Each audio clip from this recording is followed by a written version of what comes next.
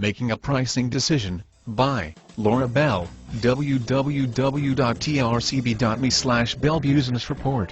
This may seem to be a simple concept, but nothing is farther from the truth. When it comes to economic decisions, there are always two sides to the picture.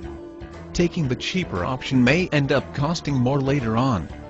Business owners, during a growth spurt, may find their previous equipment not up to par. A small convenience business I once frequented was having a problem with one of its coolers. They had been repairing it for a while and then read one of my articles. They bit the bullet and bought a newer model, which was also bigger. They also did catering.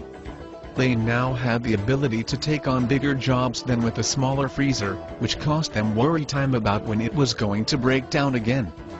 I realized that most fairly new small businesses may be strapped for cash. If you are in a growth state, the first thing you need to do is get financing to go along with the additional expenses. Be sure to include the need for more equipment. If you have the numbers to back up your projected growth, many bankers will use that to add to your credit evaluation. You also have a gigantic pricing decision to make when it comes to the product you are going to sell.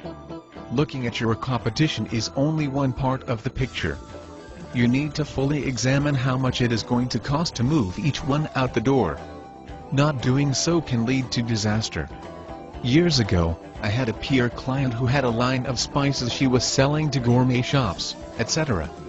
What she didn't find out until it was too late, was her designer bottle cost $1.25 more than her closest competitors. This with another deadly mistake put her out of business. Every time there was a sale, she got deeper into the red. Don't make this fatal error. Your article could be in this broadcast. Visit trcb.com to find out how. Service companies, of course, have a different road. Checking out your competition is a must. Getting credentials in the beginning isn't that easy.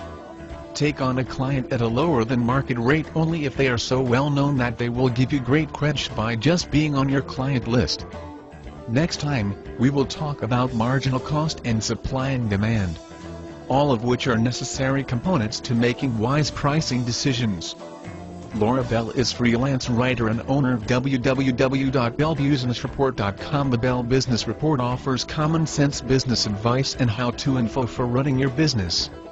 It takes the everyday headlines apart, dealing with business news, and shows you how to put that information to work for you.